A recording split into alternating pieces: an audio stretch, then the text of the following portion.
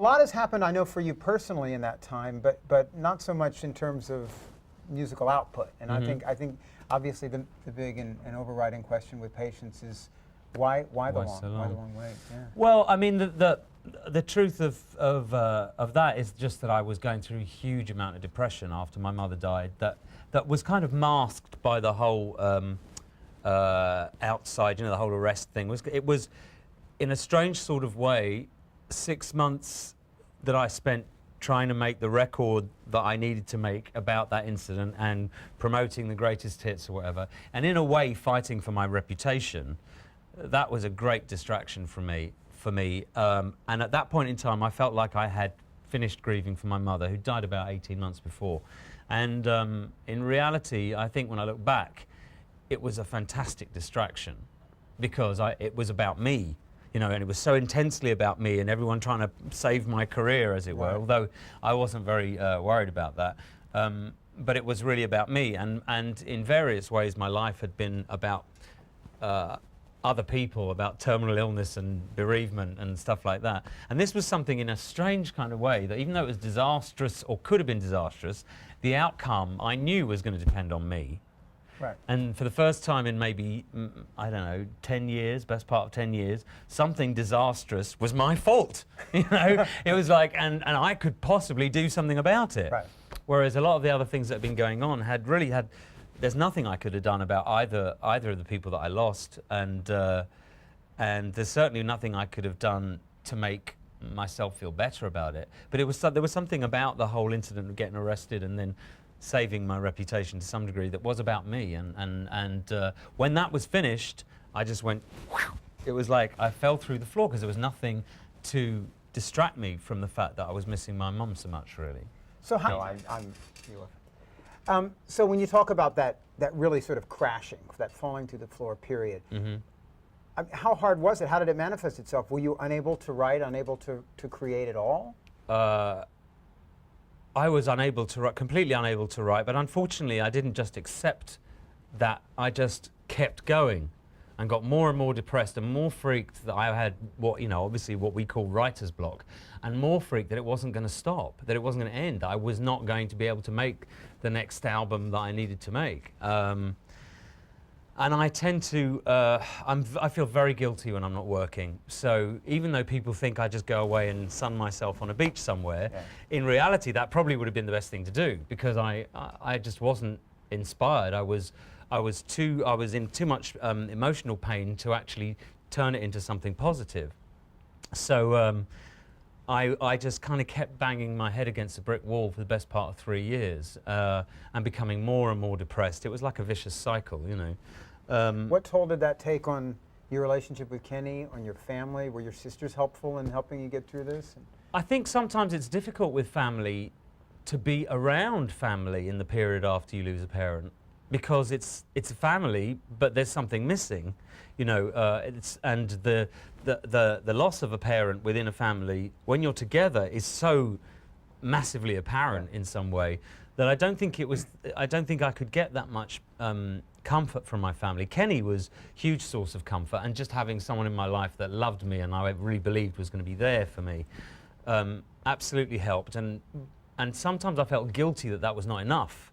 Why was I still in this terrible black hole when I had someone by my side who was trying to help me through it, you know?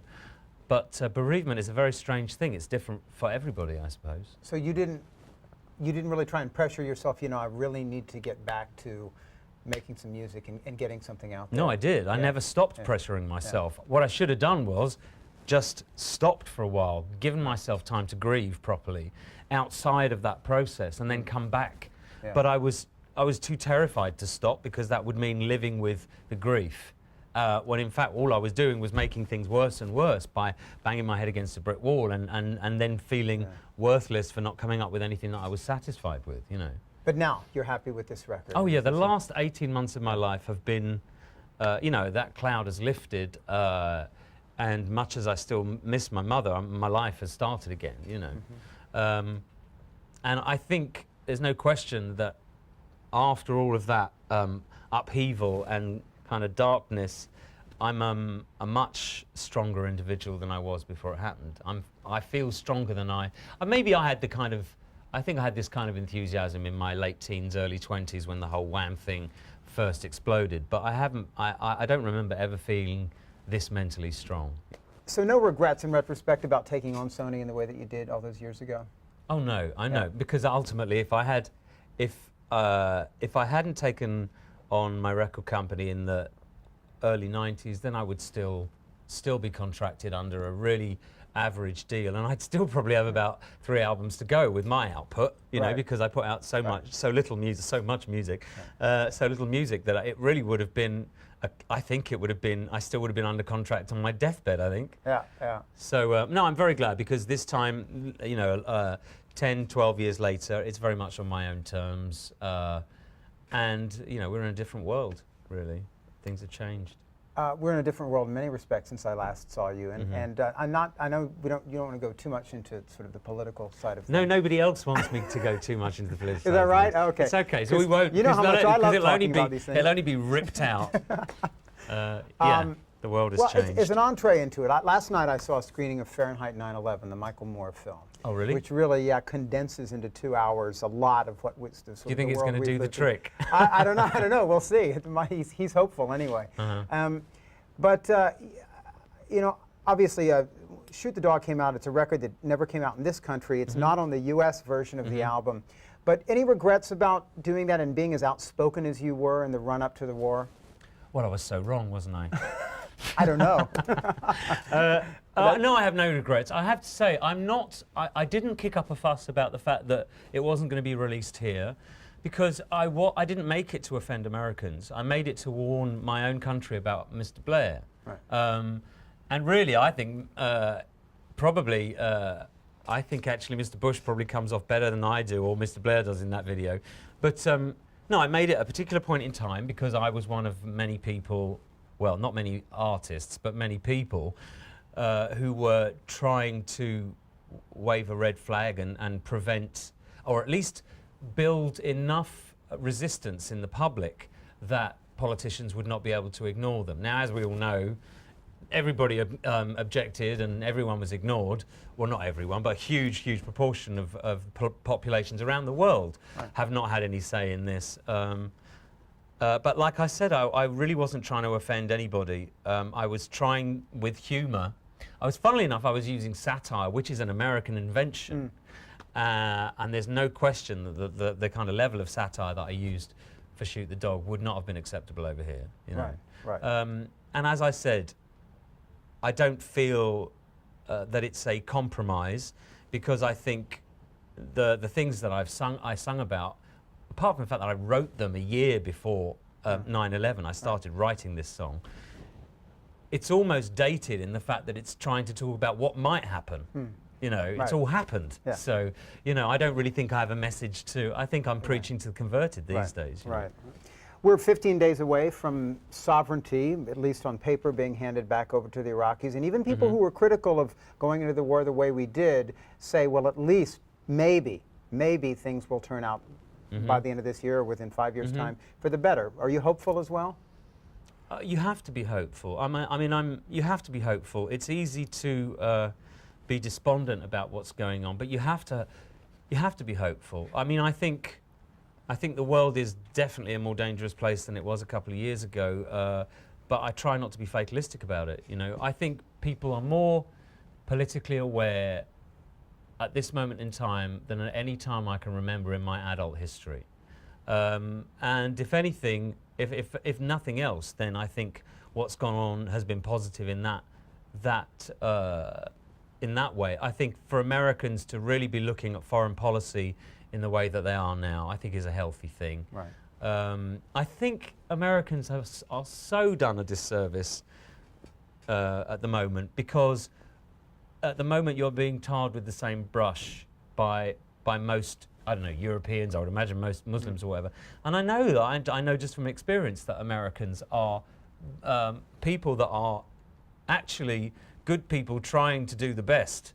You know, I think it's not America's fault that your media doesn't tell you what's going on outside of America until it's too late, you know. And I think America deserves a lot more information. Americans are good people that are at the moment being horribly misrepresented abroad. So your relationship actually with this country is an interesting one, because it's always seemed to me to be a bit contradictory, because I mean, in some ways you've had almost sort of, you know, two careers in the last decade, one in the rest of the world and one here. And you know, and while I know that sometimes on the political level, perhaps this country's decisions and yours don't see eye to eye. Your partner's American. In fact, he's Texan. You don't get much more American than that. you don't get much more American than Texan. Right? You know, do you feel like a certain ambivalence toward this country? I remember seeing you at the, even though we didn't see each other socially that time, the Equality Rocks concert about, was it 4 years ago in D.C. And you had some remarks on stage that came off not angry, but a little bit sort of like, you know, I don't know if you guys remember who I am, you know, sort of thing. And, you know, oh, really? Yeah. Oh, I think it was probably smarting from the fact that songs from the last century, which I was singing two or three songs from, had come in at the staggering heights of 180 something, I think. Right. But no, I don't feel that. I think I was very angry about the issue that I was there to talk about, which was basically the torture of gay teenagers. Right. And I think to this day, it's shocking. Sure. It's shocking that didn't present any kind of. I mean, nobody even reported on what I was talking about in England, let alone over here. I think it's very difficult. I think gay issues are such a political minefield over here that unfortunately, when you try and point out that there are gay issues that affect young teenagers, people start to kind of put up barriers. I feel that young people and sex in general, it makes people uneasy. Of course, yeah. I think they should be a lot more uneasy about the idea that people are sending their children to centres where they're basically given aversion therapy, including electric shock treatment. I think that's the kind of thing that Americans are not aware of, that if they were more aware of them, they would do something about it. Right. You know, because to me that doesn't make any sense, and it wouldn't make sense to the average American. But do you feel like your relationship in many ways with this country is kind of black and white, kind of ambivalent? I don't think I'm ambivalent about it. I think I accept the limitations of American media, and I accept that I'm a square peg in a round hole here, you know. In terms of formats and programming? In terms of all kinds of things, in all kinds of things, in terms of the way I think about things, in terms of the fact that I'm gay, many things that are hard to get around in this country, which have never been an issue for me in Europe. And the evidence is there in the fact that my career never stopped in Europe. Even though I was really not present, and even though I had just about enough energy and enough wherewithal to make on a regular enough basis, because there was a greatest hits and there was a covers album, you know. Even though I've only made I've had very little product out there. Europe has been no problem for me. Right. Whereas post 1991, America would have always been a very difficult thing for me to negotiate, because I had apparently rejected fame, which I hadn't. I was saying I needed to calm it down because I was only 24 and I was going insane. Put the brakes on. Yeah, I needed to put the brakes on. So immediately I was doing something anti-American, because I was saying, you know what? Success doesn't have to be this way. You know, you can retain some of your life. And so immediately I was kind of saying, well, in this country, it's so much, it's so about the American dream that if you reject the idea of huge success, you're almost blaspheming. Right. So I think on that basis, I fit much better in Europe, because we have a more skeptical idea of success and, you know, money and stuff like that. And then, of course, there's the homosexuality, the fact that I'm not even vaguely apologetic about it. And then there are my political views, which, again, are not normally expressed in music anymore. Yeah. So I really don't fit on so many levels. Yeah, whereas I actually think I would always have fitted my generation of buyers. I think they've not been exposed to what I've done in the last 10 years, but I don't think for one moment that section of American society suddenly decided they didn't like my music. Right, right. You know. You don't, so it's not, because I've heard people say here, and admittedly it's fans who, when Older came out, said it's just such a tough, it's a tough fit for this country, that record, because it was as ballad heavy as whatever you want to call it as it was. You don't think it was musical? You think it had more to do with those decisions you made in terms I of... don't think it was musical because I had already put out Listen Without Prejudice, which was hardly Faith Part 2. Right. You know, Listen Without Prejudice was a pretty heavy record in some ways. If anything, it's the heaviest of the four. By the way, did you know that if you put my four album titles together, you get, if you think Faith, Listen Without Prejudice, Older, and Patience, you get Flop. Which I thought was quite good. There you go. For 80 million records, Flop is quite a good description, really. Yeah, yeah. So, but when you think about, do you give much thought to a, whatever you want to call it, comeback, resurgence, you know, reclaiming sort of some place in this country? Or is it something like if it happens, and if not? Oh, I felt like that. I felt like that since America. Well, since American radio decided they weren't really interested in me anymore, I felt like that for a long time. I'm spoiled. I've always, everywhere I've been in my life, what I've done with my talent has produced a result, a positive result. I've never had to convince people of anything, anywhere. And at any point in the last 10 years, I would have been having to convince people. I'm here. As far as I'm concerned, I'm here touching base again. I don't really see the potential for a massive George Michael comeback because I think of some of those things that we just talked about. But I definitely feel that I owe it to people who have not seen me here for many years to come and explain to them why I've been away. Right. Even if I'm planning on, you know, other things in the future. I just think that there are about 1 million people in this country that stood by me through thick and thin, really, and I felt that they absolutely deserved this contact now that I feel kind of like $1 million again, you know. Right. Getting back to the notion that this country has more of a problem with the revelation that you were gay, and the way that it happened as well. I mean, what do you think? Who do you think you would be in terms of your public persona had the Will Rogers Park incident not happened? I mean, would you be? Well, in the rest of the world, no different. Yeah. No different. In the rest of the world, it was just like a little bump, and then I carried on selling records. Right. I mean, I sold masses of records on the back of the little bump. You know, the greatest hits in the Christmas of that year probably sold roughly twice as much as if I hadn't drawn attention to myself in such a you know, obvious manner. There's no question it benefited me in the rest of the world, and also my attitude to things and the openness that I've shown since that has benefited me in the rest of the world. But had it not happened, do you think it would still be that situation of people speculating and you kind of not committing one way or the other? Yeah, I don't think people. It really, in reality, had died down. In reality, what had happened already by the time of the arrest in Europe is that people had already read a lot about my first partner and his death, which hadn't happened here. Right. That hadn't. It wasn't in the public consciousness here. There were stories that hit the tabloids that I made no effort to rebut, you know, and by the time Older came out, my presentation of myself, the lyrics, the dedications, everything that was there in their consciousness, other than me sitting with someone and going, I'm gay. Yes, I am gay. Yes, it's not terribly hard to work out, but yes, I am gay. That was all that hadn't happened. So of course it was fantastic for the tabloids getting me literally with my pants down.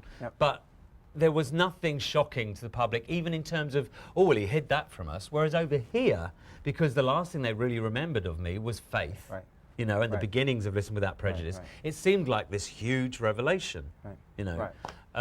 So it's really hard to talk about what it could have done to my career in other places, because it doesn't really, if anything, it just improved things. It improved my relationship with my audience because I became more generous in the way I spoke, you know.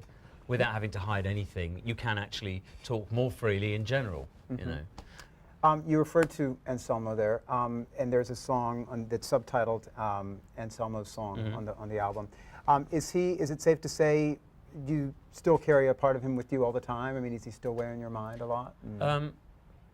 Absolutely. I've met 2 people in the last 3 days that knew him.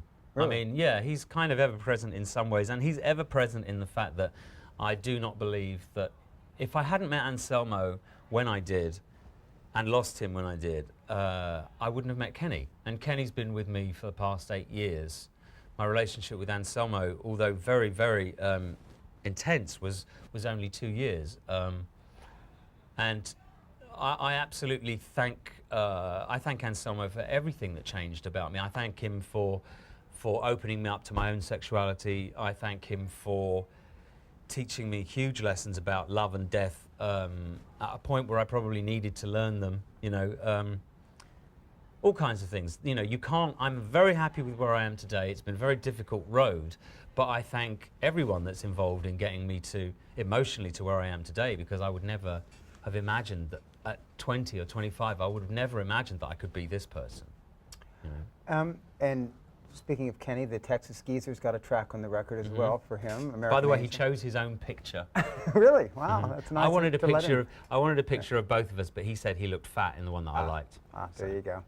Talk about that song a bit and what he thought of it when he first heard it.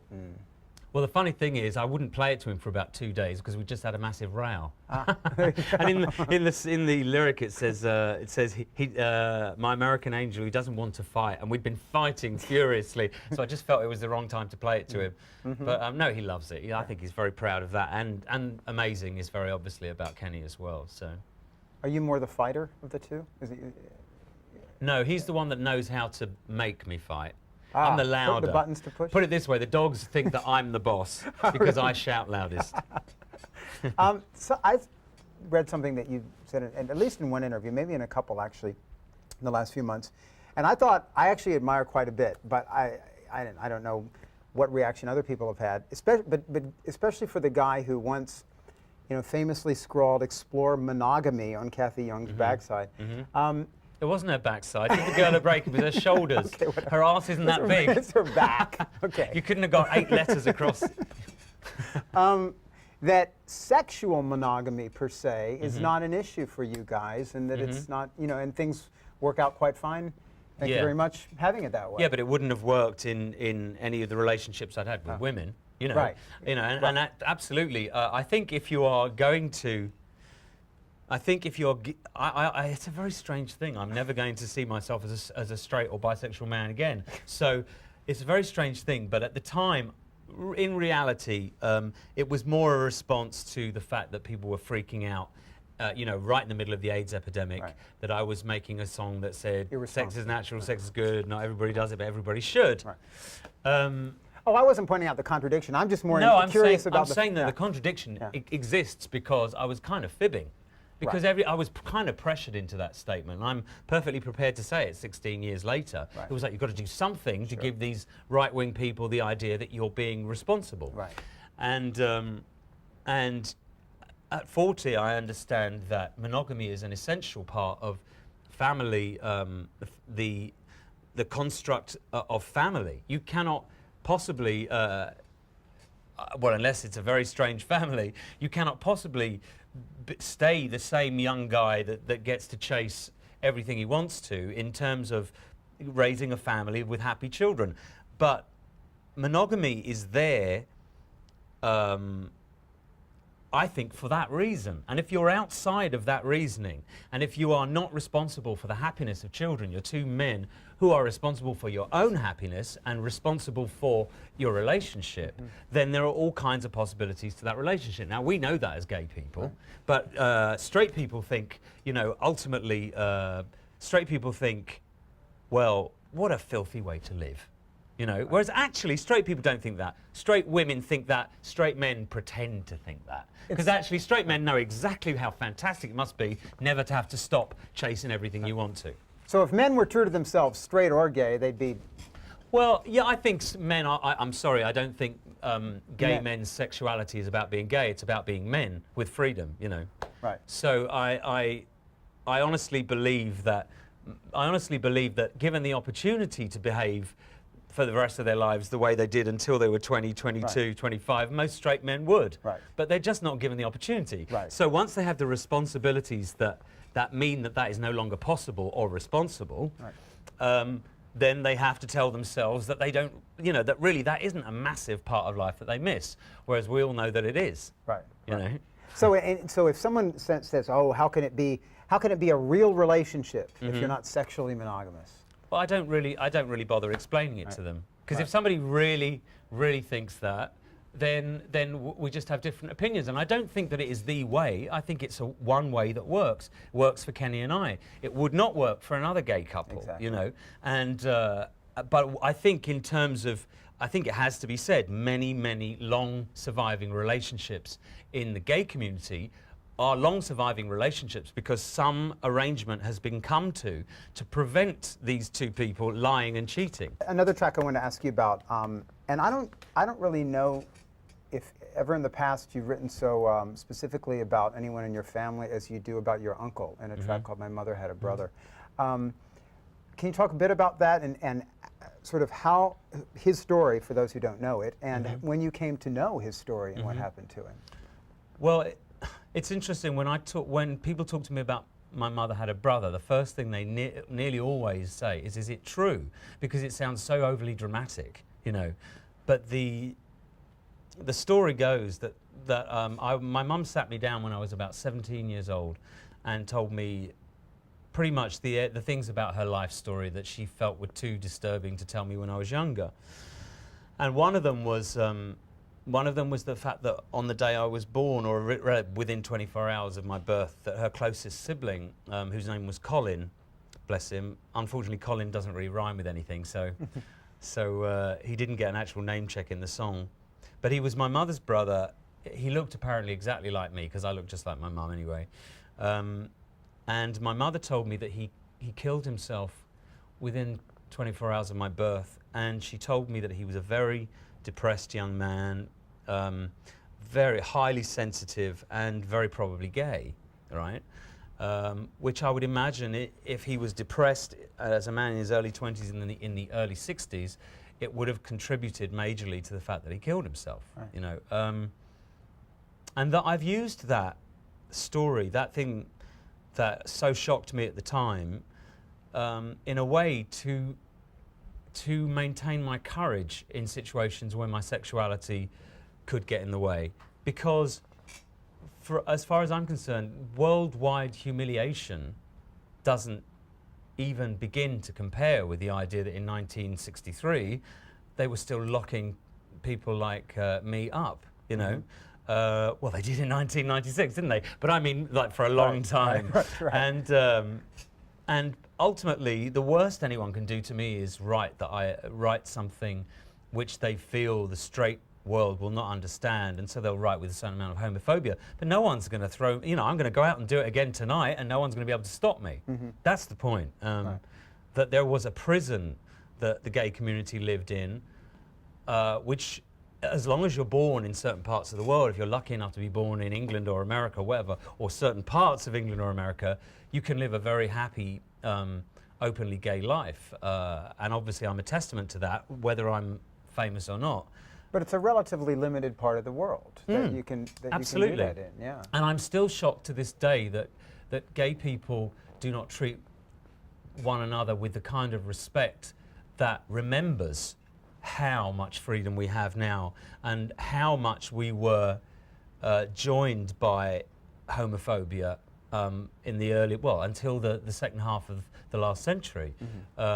Because I think actually within the community there really isn't enough of an understanding of that. We sometimes treat each other incredibly badly when the world is still treating us pretty badly. But anyway, my point being that I have been subjected, obviously, to huge homophobia, just in the form of the way I was arrested, entrapped, arrested, written about, you know, laughed about, even if I was laughing with them. Still, ultimately it's homophobia. And that may be massive, but I do have to appreciate that my freedom is more important than that, you know. Right. And I waited to write this song for many years because I felt that the oldest member of my mother's family, her eldest sister, would have been affronted by the fact that I would make a family situation so public. And after she passed away last year, it wasn't a conscious decision, but I kept thinking about Colin. I kept thinking about this, and it was almost as though my mum was saying to me, this is important in terms of your life. It affected, I think, the way my mother showed fear of my own sexuality when I was younger, that I didn't really understand what it was about, but I knew it was out of character. And now I understand what she was afraid of. Because now I understand, of course, because you know, when I finally did tell my mother and father about my sexuality, I made it very clear to them that it was not something that had brought me pain, that it was something I was glad about, and that I had an incredible life, and that I was lucky in so many respects that I would deal with it, and they didn't have to worry about me. But I think... So you think she would be happy I with think this song? absolutely, yeah. I think she was afraid that my sexuality was going to be a source of misery. You know, so in my early years, I could sense something going on that was trying to encourage more masculinity than was there, and so of course Also it did early, directly affect me. And you early know. and mid '80s, let's not forget, this awful epidemic Of called course, AIDS was of breaking, course. and everyone was Of who's course, next, that was a right? major Yeah. part of me not talking to my parents about my Right. sexuality, because even though I knew they would be fine with it, I also knew in the early 80s, just like every other gay man, that they would be terrified day after day Right. about what the consequences of being gay could be for me, you Right, know. right. And I think that kept a lot of people from telling their parents at the point that they would have wished to about their sexuality when it came to the 80s and 90s, you know. The summer tends to bring out a lot of sort of veteran artists on the road, but this summer in particular, It's odd, we've isn't talked it? about, yeah. I mean, Madonna, Prince, and Morrissey, for oh, some. No one Morrissey's mentions out there Morrissey as well. because it's Yeah. Madonna, Prince. Who else was mentioned before? I'm trying to think. Who's the fourth artist? Cure's on the road as well. The Cure. Or, No, it's not them. yeah. It's another major solo artist. But anyway, I can't think. I think it's I think it's Are they back on the road? No. no. Although he is on a reality TV show in England. Is that right? Matt Goss? Matt is, yeah. Really? Cooking. Oh, wow. Um, A Goss, another Goss. Is there any relation there? no, no. Although I do occasionally. Actually, people occasionally did ask him if he was one of Bros. Yes. Yeah? Which didn't go down too well, even though he hadn't seen what Bros looked like. Right. But I'm trying to think. There is someone else. I think it's kind of strange that these 80s artists are all kind of getting out there again at the same time. It's just a strange coincidence, I think. But also, there's that passage of time where after 20 years, you know, there's that whole. Now you see here, this is the first place on earth that I've ever had what it could be even vaguely perceived as a comeback. Because I didn't go away anywhere else in real terms, you know, in terms of being on the radio. But here it's like I really am Mr. 80s, you know. Yeah, right. I mean, but you'd like to sort of move beyond that, right? I would think. Or does it matter? I don't really Yeah. mind. I don't really mind. You always seem to have an affection more for certain songs, though, from your catalog. I mean, you go back to Father Figure a lot. I know for a while Only you did 'cause it's everything. easy. Oh, really? It's really easy to sing, and I've had to sing, you know, I mean, being someone who's promoting again after this much time, and I've never, believe me, I've never been in a position in America where I couldn't, or rather anywhere where I couldn't dictate my terms. Now, having not been on the radio for the best part of 10, 12 years, I come here, and really, I'm kind of having to eat humble pie a lot, right? Right. And I see that as a necessary part of trying to say hello to my fans again, you know, but it's a weird thing because I'm used to being able to control the musical environment, you know, all kinds of things that here I've just got to say, okay, they don't, you know, I've got no power in this situation, which has been quite interesting. It's been quite challenging for my ego. But no, I'm not looking for any, I don't want a massive comeback. I just kind of want to acknowledge people and try and explain to them that, you know, it wasn't because I didn't care that I wasn't here, you know. Right. As far as any of these artists who are, I mean, any interest in seeing Madonna this summer, seeing Prince this summer? I think I'll see Madonna tomorrow night, hopefully. Yeah. I nearly went to see the show in LA, and then I thought, you know what, it's a brand new show. I should see it when it's been on the road, at least for a little while. Right. Because I knew the chances were that I'd see it in London. But as it turns out, she's following me. I was in LA 2 weeks ago, and she's here now. Right. So I think I might pop along. When are they? Do you know? Tomorrow? It starts tomorrow night at the Garden. Yeah, tomorrow. 5 nights. Yeah, 5 And nights. it's a great venue. I like. Oh, yeah. I like the Gardens. Yeah. Oh, one final thing I did want to ask you about, because finally, at least in one small respect, usually the U.S. is so behind Europe in terms of some social progress and things like that. But the Commonwealth of Massachusetts is actually ahead of the UK and Europe in one respect, and Yeah, that the is gay legally marriage sanctioned thing. marriage. Yeah. What are your thoughts on that, on the debate and the way it's taken off here? And would you guys ever have any interest in doing that? I think it's quite stunning that amongst the other things that are on the list of this particular administration, that they're actually thinking of making an amendment to the Constitution which will actually restrict people's behaviour, which has never happened before.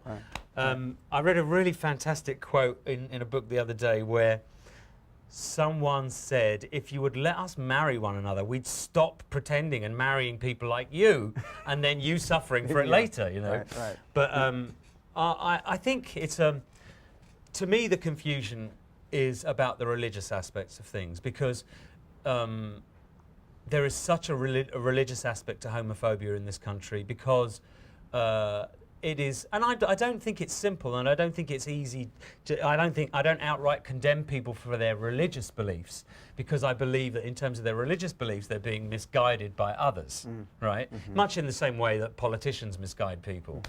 But I think that I do respect people's faith, but I think in this particular instance, unfortunately, what it's doing is confusing the issue, because really it's a matter of freedom, and this is supposed to be the land of the free, not the land of the free if you're white and straight, you know, and have money, you know. Right. And so for me, it's a very strange thing. And also I think America tends to deal, because of religion, I mean, for instance, 64% of Americans go to church on a regular basis. You would probably be shocked to hear that in England, it's less than 1. Right. And we're not all going around chopping each other's heads off and behaving very unchristianly. I think England is quite a Christian country in its behaviour, well, until recently anyway. And I think that religion deals in absolutes. Something is either absolutely right or absolutely wrong. So in America, a lot of issues are treated that way. And the grey area, which is so important to understanding and progress, tends to be more lost between the extreme shouting. And I think the majority of Americans are much more reasonable than that. But you also have another thing in your constitution, which, even though the basis of it is fantastic, which is that you get to have a political say in everything by voting on bills, which we don't have in Europe. The trouble with that process is, I'm sure if someone were to study people on the extreme left and the extreme right, or even just on the vague left and the vague right, people who are live and let live people, let's say, people who may not approve of things but never believe that their own views should be imposed on others, those people are not going to go out and vote on those bills with the same ferocity as the people that disapprove of the behaviour, or are racist, for instance, and want to get rid of all illegal aliens and make sure none of their children get health or education. You know, this kind of rubbish, as far as I'm concerned. They get a much bigger say. Bigotry has a much bigger say in the voting process, simply because liberals tend to be a bit weak.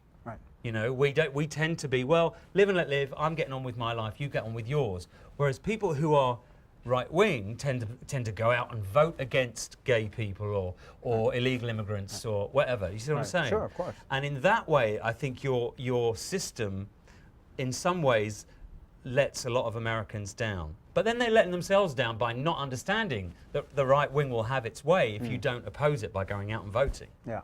You And know? a lot of that is motivation from their fundamentalist faith as well. Absolutely, And it's not absolutely, just and I do. Christianity, obviously fundamentalist Islam and Absolutely, and Jews. absolutely. And, Homosexuality is a very, very difficult issue in most cultures, but it gets easier the more secular that Exactly. culture becomes. Right. Well, This doesn't sound much like a VH1 interview, does it? Not really. well, it's good to see you as always. Okay. Best of luck Lovely with to the see you record, again. and hopefully we'll see each other sooner Okay. rather than later. Okay. Cool. Thanks, John.